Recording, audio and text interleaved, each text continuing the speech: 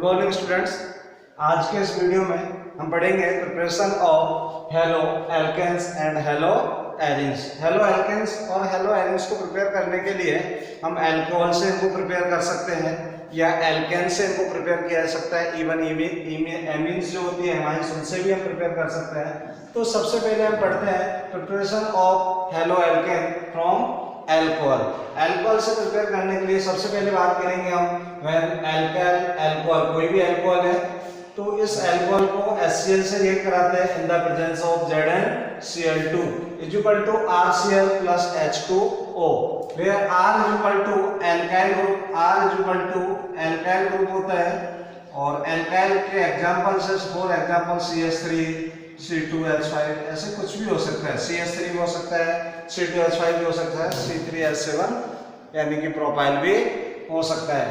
तो हम अल्कोहल, ये जो सबसे पहला मेथड है, ये सबसे इंपॉर्टेंट मेथड है। इस मेथड में हम प्राइमरी और सेकेंडरी अल्कोहल को प्रिपेयर करने के लिए हमको कैटलिस्ट ZnCl2 की रिक्वायरमेंट होती है।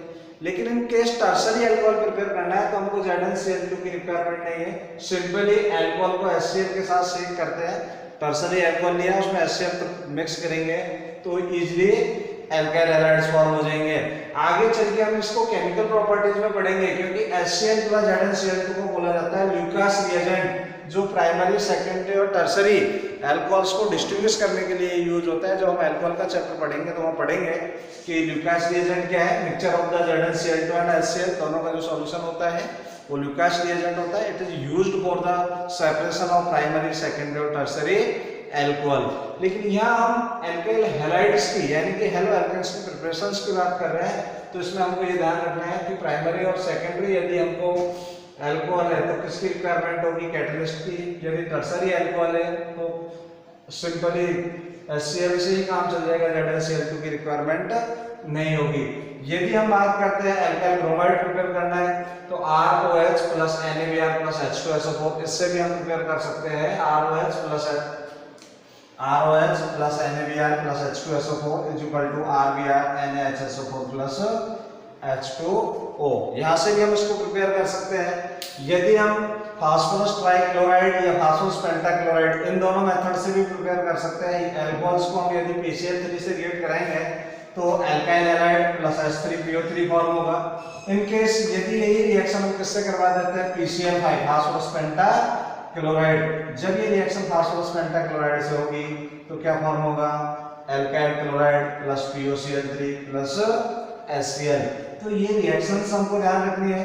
इसके बाद यदि हम अल्कोहल को डायरेक्ट रेड फास्फोरस से रिएक्ट करवा देते हैं, अल्कोहल की रिएक्शंस रेड फास्फोरस की प्रेजेंस में किससे हो जाती है, हैलोजन से हो जाती है। किसकी प्रेजेंस में, रेड फास्फोरस की प्रेजेंस में, तो भी क्या फॉर्म होता है, अल्काइल हैलाइड्स फॉर्म होता है। और यहाँ पर ये जो H2 है, H2 इक्वल टू हम क्या ले सकते हैं, ब्रोमीन और आयोडीन ही ले सकते हैं। क्लोरीन और फ्लोरीन की रिएक्शंस इसके लिए एप्लीकेबल नहीं है। फ्लोरीन हाई रिएक्टिव होने की वजह से उसको हम जनरली इग्नोर करते हैं, उसकी प्रिपरेशन मेथड से केमिकल रिएक्शंस कम ही देखते हैं।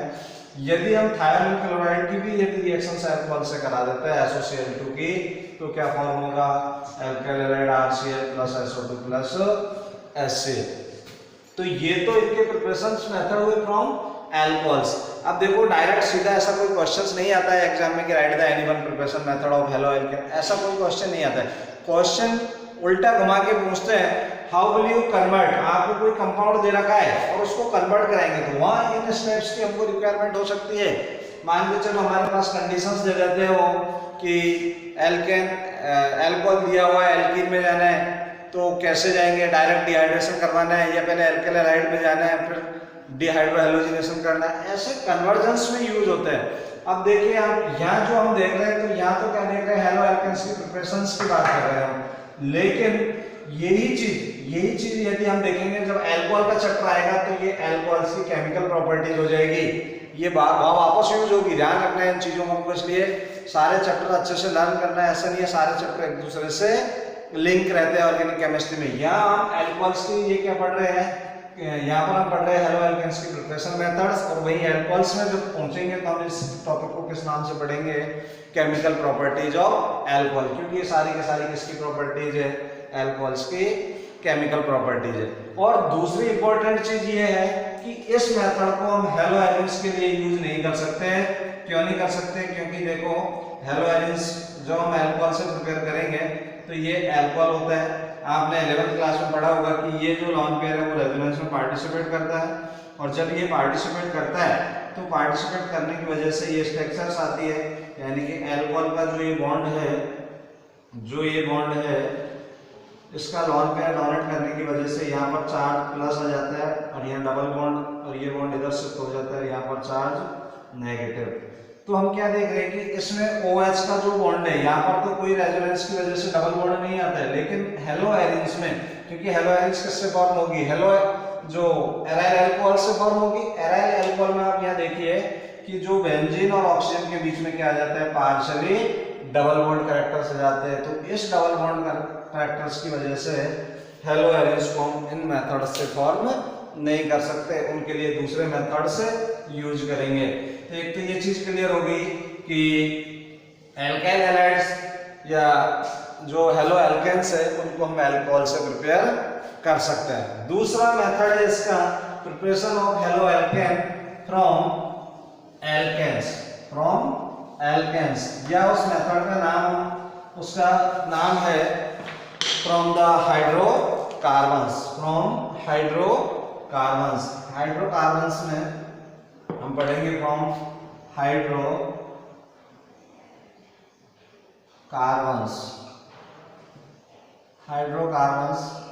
हाइड्रोकार्बन्स में सबसे पहले हम मेथड पढ़ते हैं by free radical halogenation. By free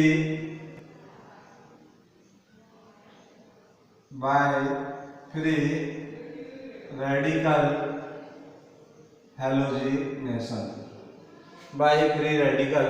halogenation. इसको हम यहाँ लिख देते हैं क्योंकि नीचे रिएक्शंस लिखनी है हमको। By free radical halogenation.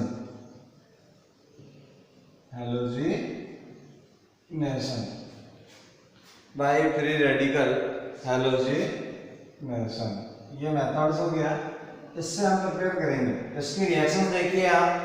सबसे पहले सपोज हमने एग्जांपल्स लिया CH4 प्लस Cl2। ये जो रिएक्शंस होती है ये किसकी प्रेजेंस में होती है?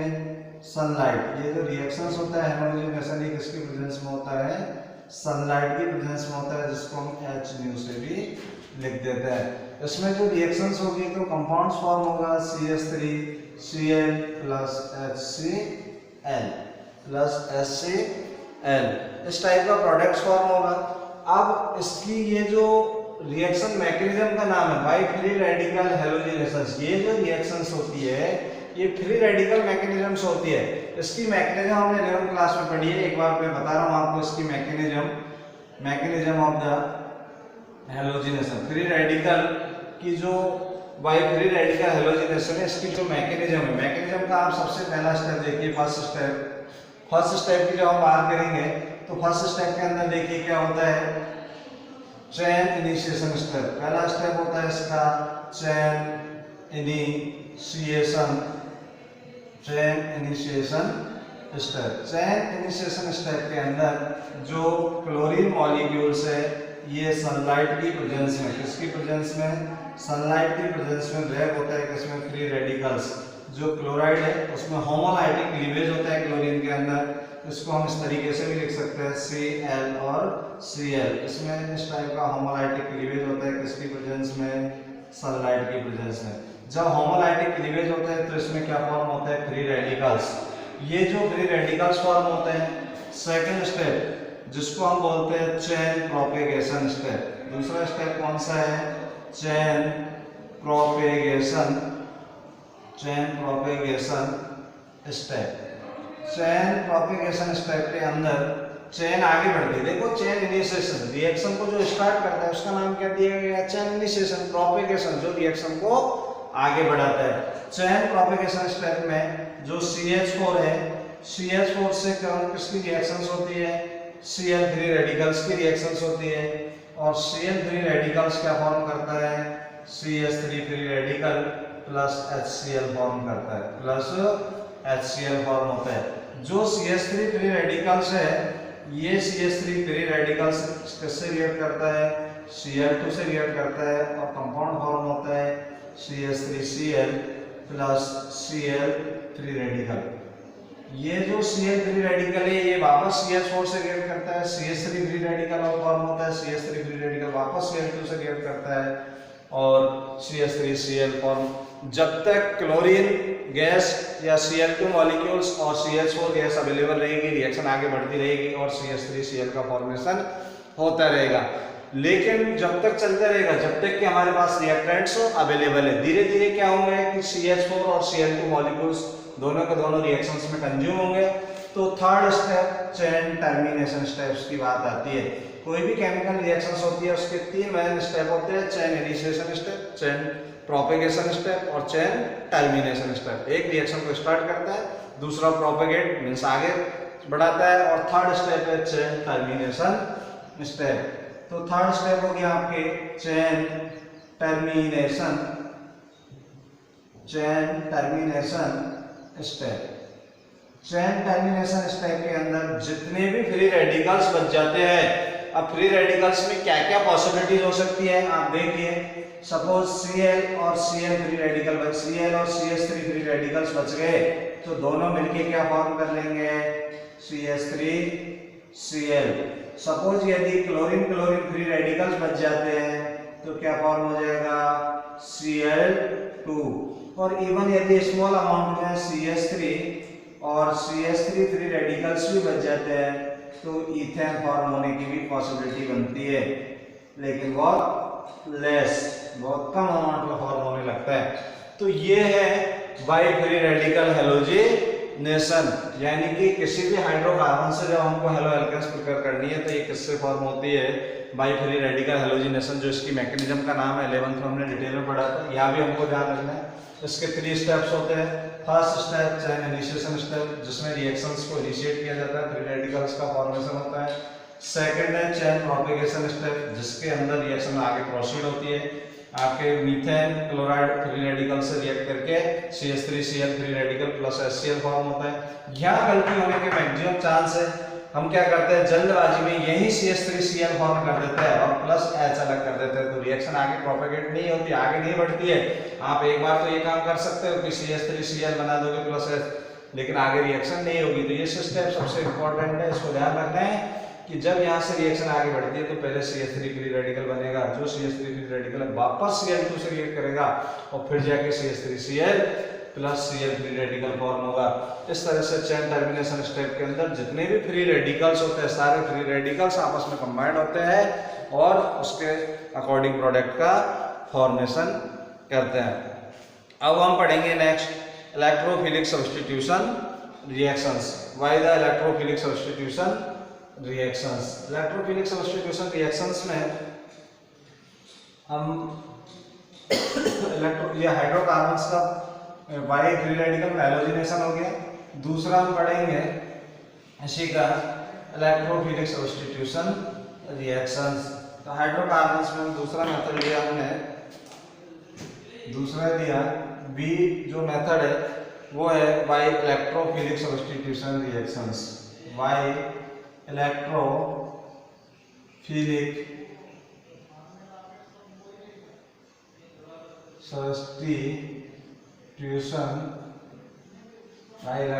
सब्स्टिट्यूशन।